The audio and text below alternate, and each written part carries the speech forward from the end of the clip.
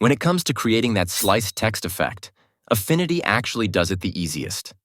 Seriously.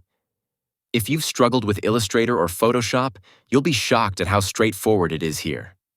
I've set up a 1280 by 720 pixels document and dropped in this dark background.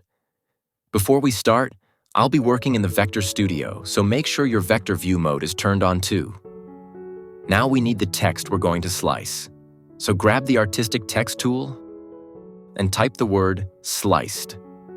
After that, I'll click here to center it, both vertically and horizontally. For this effect to really stand out, use a heavy font.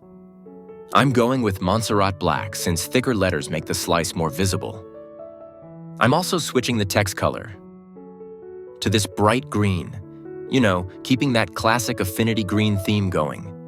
Once that's set, make sure your text is selected, then choose the knife tool from the toolbar.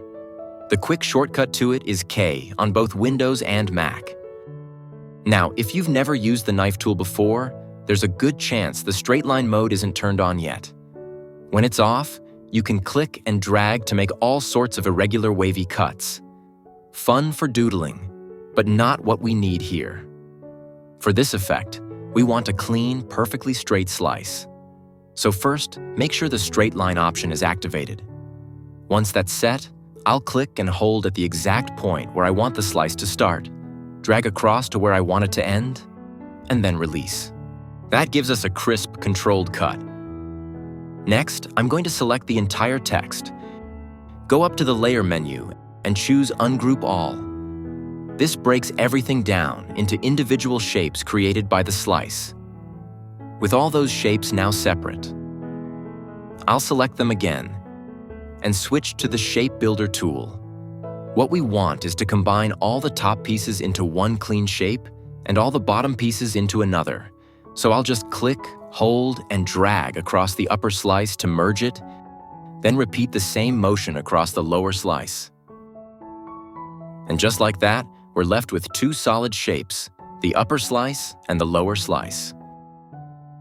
Now I'll slightly move the top slice to the side, just to make it obvious that it's separated from the bottom slice. With that top slice still selected, I'm going to grab the Transparency tool, which you'll find inside the same flyout as the Fill tool. Using the Transparency tool, I'll add a bit of fade at the bottom of the slice to give it that clean, realistic separated look. Feel free to zoom in and adjust the gradient until it matches the exact look you want. And that's basically it.